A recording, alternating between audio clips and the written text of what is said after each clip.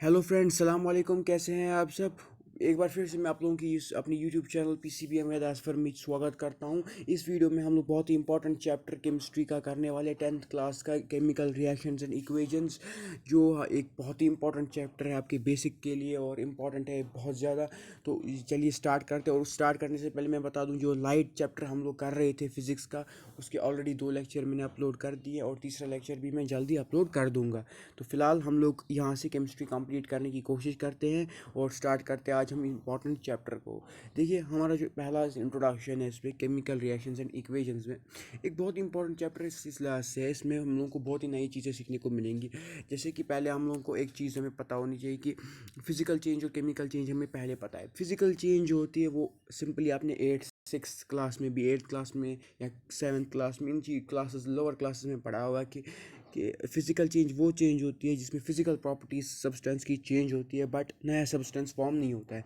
For example अगर हम बात करें, अगर आप वाटर को बॉयल करते हैं तो उसकी फिजिकल जो होती है प्रॉपर्टी वो चेंज होती है, बट सब्सटेंस वो वाटर ही रहता है। या melting of ice, ice melt हो जाती है लेकिन वो सब्सटेंस वही रहता है, आइस ही रहता है। आइस से वो पेपर, वो तो ये नहीं बन जाएगा ना। जब हम लोग को ये हो जाएगा, क्या नाम है इसका, कोई भी मतलब जैसे अगर बॉइलिंग होगी वाटर की, तो वाटर से तो वो कुछ पेपर तो नहीं बन जाएगा। या मेल्टिंग ऑफ आइस से वो आइस से क्या नाम है, कोई और चीज़ तो नहीं बन जाएगी ना। वो वही रहेगी, मतलब आइस आइस ही रहेगी, बस वो मेल्ट हो जाएगी, उसकी फिजिकल प्रॉपर्टी चेंज हो जाएगी। अब आ गया केमिकल चेंज हमारा, जो हमारा यहाँ पे लिखा हुआ है मैंने, केमिकल चेंज। अब केमिकल चेंज में हमें क्या पढ़ना है? केमिकल चेंज जो हमारा है इसमें हमें पढ़ना ही है। केमिकल चेंज हमारा इसमें हमें पढ़ना है, क्योंकि केमिकल चेंज आपको सिंपली पता है कि इसमें हमें ज़्यादा एक्सप्लेन करने की ज़रूरत नहीं, जिसमें हम लोगों को नया सब्सटेंस मिलता है। जैसे कि अगर आप बर्न करेंगे कैंडल को या कुक करेंगे फूड को, तो हमें एक नई चीज़ मिलती है ना। या कोई भी मतलब जैसे बर्न करेंगे कैंडल को, है ना, हमें नई चीज़ मिलेगी। कुक करेंगे फूड को, तो हमें खाना मतलब वो नया, हमें नया सब्सटेंस मिलेगा। तो सब्सटेंसेस जब नए मिलते हैं हमें, उन चेंजेस को हम बोलते हैं केमिकल चेंज। अब ये तो बेसिक है, इसको ज़्यादा मुझे बोलने की ज़रूरत नहीं है। अब हमारा आता है केमिकल रिएक्शन। अब केमिकल रिएक्शंस होती क्या है, तो मैं यहाँ पे लिख देता हूँ व्हाट इज़। पहले हम लोग लिखते हैं व्हाट केमिकल रिएक्शंस, है ना, ठीक। इसको हम नेक्स्ट वाले पेज पे डिफाइन करें कि इसी पेज पे करें? नेक्स्ट वाले पेज पे डिफाइन करते हैं। तो दूसरे पेज पे हम लोग इसके डिफाइन करते हैं केमिकल रिएक्शंस को। मैं थोड़ी गंदा लिखूंगा क्योंकि मुझे तेज़ तेज़ लिखना है, उस वाले पेन को यूज़ करूँगा तो तेज़। तो देखिए, केमिकल रिएक्शन जो होता है, पहले मैं बता दूँ, involves breaking down of chemical bonds present in the reactant molecules and forms new chemical bond to give the products. Simply इसमें रीअरेंजमेंट ऑफ एटम्स होता है। अब सिंपली मैं ऐसे लिख देता हूँ पहले,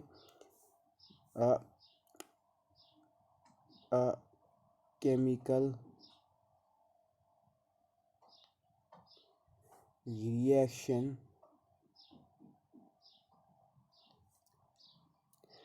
है ना। A chemical reaction simply involves rearrangement of atoms, ठीक है। रीअरेंजमेंट, इनने ऐसे लिख दिया, आप ऐसे लिख लीजिए अरेंजमेंट, हाँ, अरेंजमेंट, ठीक है। अब ये गंदा लिखा तो आप समझ लीजिए। देखिए, इसमें रीअरेंजमेंट ऑफ एटम्स हो रही है। फॉर एग्जांपल एक केमिकल रिएक्शन हो रही है, ठीक है, इसमें मतलब सिंपली इसमें बॉन्ड ब्रेक हो जाते हैं और मतलब जो रिएक्टेड मॉलिक्यूल्स ये नया केमिकल बॉन्ड बनाते हैं ताकि हमें नए प्रोडक्ट्स मिले। केमिकल रिएक्शन में हमें नया बॉन्ड बनता है, जो ब्रेक होते हैं केमिकल बॉन्ड, नया बॉन्ड मिलता है हमें। जैसे अगर हम लैंग्वेज, साइंस की लैंग्वेज की बात करें, तो हम तीसरे पेज पे ये लिखते हैं। साइंस की लैंग्वेज में अगर हम बात करें तो इसकी डेफिनेशन अगर हम लिखें, ये डेफिनेशन नहीं थी, ये मैं बोल रहा हूँ इसमें इन्वॉल्व क्या होता है। तो chemical reaction is a process in which one और मोर substances, मैंने ऐसे लिखा, substances are transformed into new substances. ठीक है, ये आपको आया समझ। एक केमिकल रिएक्शन, अगर हम साइंस में इसकी डेफिनेशन लिख सकते तो इसमें एक या एक से ज़्यादा सब्सटेंस ट्रांसफॉर्म होते हैं टू न्यू सब्सटेंसेस। सिंपली जब भी ये केमिकल रिएक्शन हो रही होगी तो नया सब्सटेंस बनता है और उसकी नई प्रॉपर्टीज़ आ जाती हैं। ठीक है, विद न्यू प्रॉपर्टीज़, यानी कि जैसे अगर आप बर्न करेंगे मैग्नीशियम रिबन को एयर में, ठीक है, नया सब्सटेंस मिलेगा, नई प्रॉपर्टीज़ आएंगी।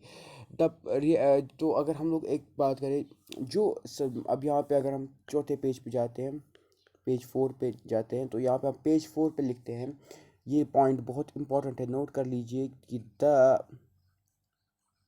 substances which take part in chemical reaction, CR लिख दिया मैंने, are called रिएक्टेंट्स। उनको क्या बोला, जो पार्ट लेते हैं रिएक्शन में, उसको हम रिएक्टेंट्स बोलते हैं। ठीक है, ये हो गया, ये नोट कर लिएगा। और जो पार्ट ले और अच्छा, और जो नए सब्सटेंस बनते हैं, new and the new substances formed and the new substances formed are called, बराबर पेज ख़त्म यहीं पे होगा, प्रोडक्ट्स। ठीक है, प्रोडक्ट्स कहते हैं उनको। ठीक है, जब कोई सब्सटेंस, सिंपली इसमें कोई ज़्यादा बड़ा साइंस नहीं है, ये लॉजिक है कि सिंपली जो जो जो सब्सटेंस पार्ट लेगा केमिकल रिएक्शन में, उसको हम रिएक्टेंट बोलेंगे, और जो नया सब्सटेंस हमें मिलेगा उसको हम प्रोडक्ट बोलेंगे। ठीक है, उसको हम प्रोडक्ट बोलेंगे। अब हो गया ये हमारा पेज 4 ख़त्म। अब हम पेज 5 पे चलते हैं। ठीक है, पेज 5 पे अब हम लोग पढ़ने जा रहे हैं अगला टॉपिक, जो हमारा आपने पढ़ लिया केमिकल रिएक्शन क्या होता है। अब इसके कैरेक्टरिस्टिक्स क्या होते हैं। ठीक है, ये हमारा नया नया टॉपिक है, तो ये हमारा बहुत थोड़ा बड़ा टॉपिक है, और आज हम दो और टॉपिक्स डिस्कस करेंगे, तो इन दो टॉपिक्स को हम लोग कंप्लीट करेंगे।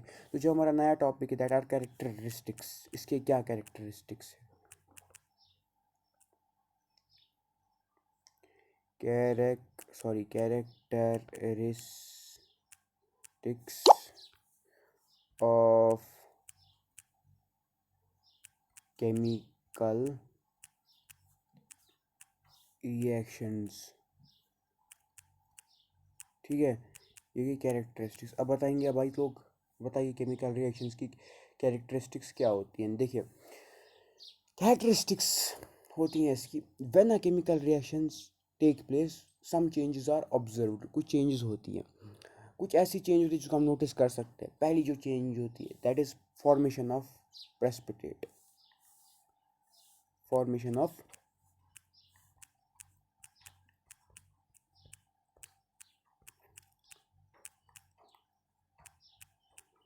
पिटेट। ठीक है, फॉर्मेशन ऑफ प्रेसिपिटेट। अब आप भाई लोग बोलोगे कि प्रेसिपिटेट अगर बनता है वो क्या होता है, मतलब प्रेसिपिटेट का मतलब क्या होता है। तो ये सम जो केमिकल रिएक्शन में होते हैं उसमें एक प्रेसिपिटेट कुछ केमिकल रिएक्शन में बनता है। एक प्रेसिपिटेट एक सॉलिड सब्सटेंस होता है जो जो दो सॉल्यूशन को मिक्स करने से बनता है। एक एग्जांपल किससे समझा दूँ प्रेसिपिटेट कैसे बनता है। आपके पास है ये एक आपके पास है सिल्वर नाइट्रेट, आपको पता है AgNO3। ठीक है, एक सेकेंड, ये हो गया AgNO3 है आपके पास, सिंपली सिल्वर नाइट्रेट जिसको आप बोलते हैं। और है आपके पास उसके साथ, उसको हम हमारे पास सिल्वर नाइट्रेट, उसको हम मिक्स करेंगे किससे, NaCl से। ठीक है, NaCl। ठीक है, इससे हम इसको मिक्स करेंगे तो हमें एक वाइट प्रेसिपिटेट मिलेगा सिल्वर क्लोराइड का। और मतलब समझिए, जब भी आपने किया इसको, a white precipitate of silver chloride is formed, एक white precipitate बनता है सिल्वर क्लोराइड, यानी कि AgCl आप बोलेंगे फिर AgCl, तो AgCl2। फिर अगर ये जब हमें मतलब सिंपल सिल्वर क्लोराइड मिलेगा, उसको हम जब हमें सिल्वर क्लोराइड मिलेगा तो या ये क्या, तो उसको हम बोलेंगे सिंपली क्या, हम यहाँ पे प्रेसिपिटेट। इतना इसमें कंफ्यूज होने की ज़रूरत नहीं है, मैं फिर से बता दूँ, सिल्वर नाइट्रेट को जब आप सोडियम क्लोराइड से मिक्स करेंगे, हमें वहाँ पे एक सिल्वर क्लोराइड का एक प्रेसिपिटेट, वाइट प्रेसिपिटेट ऑब्टेन होगा। तो ये एक मिलेगा हमें सिल्वर, इसको हम PPT से लिखते हैं, PPT प्रेसिपिटेट। ठीक है, PPT सिल्वर क्लोराइड। ठीक है, ये हो गया, ये हमारा ख़त्म, ये टॉपिक, सॉरी टॉपिक नहीं, सॉरी ये जो चीज़ है ये ख़त्म हो गई हमारी। 10 मिनट से ज़्यादा वीडियो बन चुका है, ज़्यादा से ज़्यादा 25 मिनट तक का ये वीडियो जा सकता है, क्योंकि हमें भी एक और टॉपिक इसके बाद पढ़ना है। फ़िलहाल ये टॉपिक थोड़ा सा लंबा है, क्योंकि ये पहला चीज़ है जो फॉर्मेशन ऑफ प्रेसिपिटेट है। अब है हमारा पेज, दूसरे पे नहीं जाते हैं क्योंकि मिटा देते हैं, और इसी पेज पे अगला, क्योंकि हमारा यहाँ पे चल रहा है। तो फॉर्मेशन ऑफ प्रेसिपिटेट है था हमारा पहला। दूसरा है इवोल्यूशन ऑफ गैस। ठीक है, एवोल्यूशन ऑफ गैस, ये है हमारा दूसरा। अब आप बोलेंगे भाई एवोल्यूशन ऑफ गैस ये होता है, देखो जब हम लोग कुछ केमिकल रिएक्शन होती है उसमें एक नई गैस फॉर्म होती है। एग्जाम्पल से समझो, एग्जाम्पल से आपको सारा क्लियर हो जाएगा। आपके पास है कैल्शियम कार्बोनेट CuCO3, ठीक है, CaCO3, इसको हम हीट करेंगे। ठीक है, इसको हम हीट करेंगे, कैल्शियम CaCO3 इज हीटेड, और कैल्शियम कार्बोनेट, जब हम कैल्शियम कार्बोनेट को हीट करेंगे या इसको हाइड्रोक्लोरिक एसिड से, डाइल्यूट हाइड्रोक्लोरिक एसिड से मिलाएंगे, रिएक्ट करेंगे, तो हमें एक कार्बन डाइऑक्साइड गैस मिलेगा। नहीं समझ में आया, समझो फिर से। CaCO3 है हमारे पास, इसको हमने हीट किया, या इसमें हमने इसके साथ हीट, अगर या तो हीट किया और इसके साथ हमने HCl मिलाया डाइल्यूट। ठीक है, तो हमें यहाँ पे इवॉल्व हो जाएगी एक गैस, वो इवॉल्व होगी जिसको हम बोलेंगे CO2। ठीक है, एक एवोल्यूशन ऑफ गैस, नई गैस बनेगी जिसको हम बोलेंगे CO2। हो गया ये कंप्लीट, ये हो गया, आपको आया होगा, उम्मीद है समझ में आया होगा। तो उम्मीद है ये वीडियो में जो भी, अगर आपको कोई भी अभी तक डाउट हो रहा हो, सीधे कमेंट जाके भी कमेंट कर दीजिए, तो उससे आपको क्या क्लियर करवा दूंगा सारा ये, क्योंकि इम्पॉर्टेंट है और आपको क्लियर होना चाहिए। कहीं कहीं मैं रुक जाता हूँ बीच में, क्योंकि हो जाता है, कभी भूल जाता है खुद को भी, इंसान को कभी कभी, टीचर भी सब भूल जाता है, क्या कर सकते हैं। तो उसके लिए सॉरी, अगर कुछ बीच बीच में आपको परेशानी हो रही है, मैं रुक रुक के बीच में बोल रहा हूँ, तो उसके लिए परेशानी नहीं लीजिएगा। तो मैं अभी ठीक, आपको सारा समझ में आ जाएगा। तो कलर, तो सम कुछ में क्या होता है, कुछ केमिकल रिएक्शंस में कलर में चेंज आती है, क्या आती है कलर में। फॉर एग्जांपल, इसमें भी हम एग्जांपल लेंगे, PbNO3 यानी कि लेड नाइट्रेट। लेड नाइट्रेट को, अब मैं इसको ऐसे लिख देता हूँ, लेड नाइट्रेट, सिंपली ऐसे, नाइट्रेट को हम मिक्स करेंगे पोटेशियम आयोडाइड। अब बोल रहे होंगे वैसे क्यों नहीं लिख रहे हो, क्या नाम है इसका, मैंने सोचा आपको क्लियर कराने के लिए मैंने सिंबल नहीं लिखी, तो आयोडाइड, वरना मुझे पता है लीड PbNO3 हम लिख सकते हैं।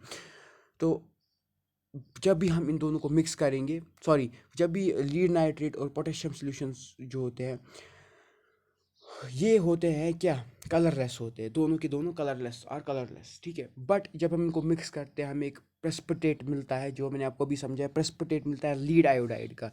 लीड आयोडाइड जब हमें मिल जाएगा, लीड आयोडाइड, लीड आयोडाइड, ठीक है, इस तरीके से एरो डालकर मैंने लीड आयोडाइड बोल दिया। ठीक है, लीड आयोडाइड जब हमें मिल जाएगा, तो उस लीड आयोडाइड का जो कलर होगा वो येलो होगा। ठीक है, जबकि ये कलरलेस सोल्यूशन थे, मगर हमें अब कलर्ड सोल्यूशन मिल गया। ठीक है, अब आगे आपको समझ की कलर में चेंज कैसे आती है, ये हो गई तीसरा चीज़। अब 5 चीज़ें, इसमें से 3 चीज़ें आपको समझ में आ गई, अब 2 चीज़ें और समझ में आनी चाहिए।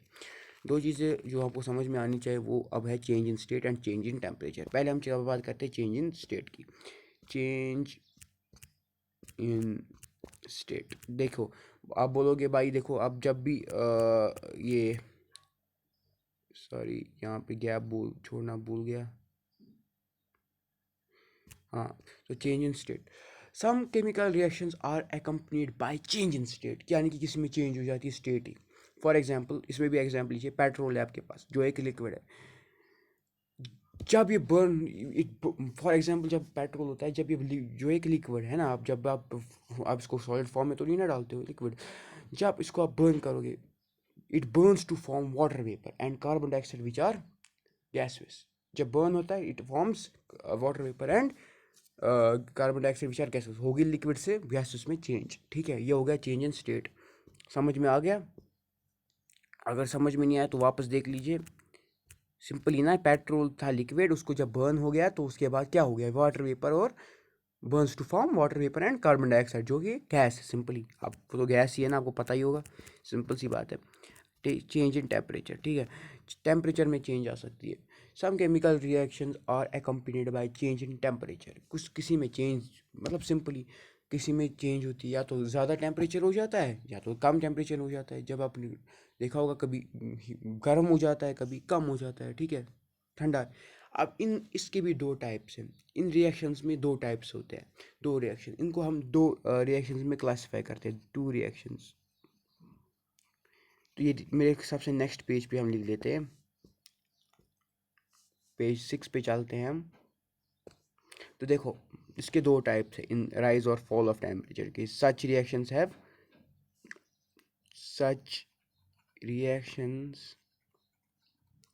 के दो टाइप्स है, ठीक है, टू टाइप्स। एक है एंडो, दूसरा है एक्सो। भाई एंडो इतना ही नहीं है, थर्मिक, मजाक कर रहा था, एंडोथर्मिक एक्सोथर्मिक रिएक्शंस, ठीक है।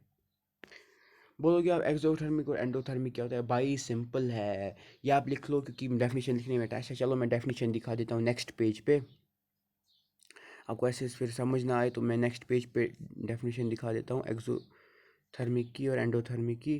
देखो एक्सोथर्मिक क्या होता है, एक्सोथर्मिक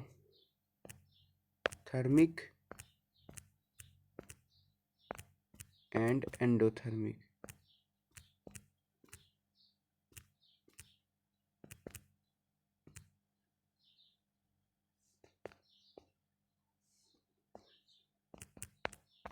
ठीक है, ये क्या होती हैं, ठीक है। अब मुझे आपको ये एक्सप्लेन करना है। देखो भाई एक्सोथर्मिक वो होती है जिसमें हीट इवॉल्व होती है, जिसमें राइज इन टेम्परेचर होता है। देखो रिएक्शन, चलो मैं डेफिनेशन से समझाता हूँ। देखो रिएक्शंस, मैं छोटा छोटा लिख देता हूँ, रिएक्शंस, ठीक है, reactions which are accompanied by rise in temperature are those in which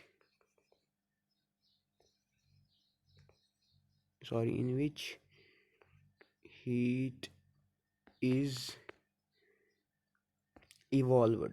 simply reactions which are accompanied by rise in temperature, जिसमें rise in temperature होगा, are those in which heat is evolved, जिसमें heat evolve होती है। Such reactions are exist, जिसमें simply आपको ऐसे याद रखना है, in which heat is evolved, a reaction in which heat is evolved is called exothermic reaction।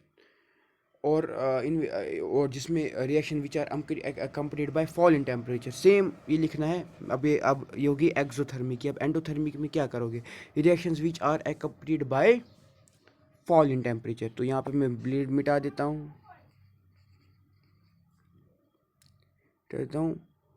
ये तो ये फॉल आ जाएगा यहाँ पे, fall in temperature are those in which heat is absorbed, यहाँ पे आएगा एब्जॉर्बड। तो सिंपली ये हो गया दो। अब आप बोलोगे भाई एग्जाम्पल दे, तो भाई एग्जाम्पल भी दे देते हैं, चलो नेक्स्ट पेज पे। एग्जाम्पल थोड़ी सी सी मुश्किल होगी, तो अगर समझ मैं कुछ फिर भी कोशिश करूँगा समझ। पहले एंडोथर्मिक एग्जाम्पल देते हैं। बेरियम हाइड्रोक्साइड, जिसको हम BaOH2 बोलते हैं, होल ट्वाइस, मतलब BaOH whole twice is added to ammonium chloride NH4। Simply देखो ऐसे है, आपके पास है, एक सेकेंड यहाँ पे पेन काम नहीं कर रहा था, तो BaOH2 है आपके पास होल ट्वाइस, ठीक है। इसको आप करोगे ऐड NH4Cl, ठीक है, ये 4 मैंने थोड़ा बड़ा लिख दिया, NH4Cl, ठीक है। टेक इन टेस्ट ट्यूब, इसको आप टेस्ट ट्यूब में लोगे, टेस्ट ट्यूब में, and the mixture is stirred with glass rod, इसको हम ग्लास रॉड से स्टीयर करेंगे। Then the bottom of the test tube and touch is found to be cooler.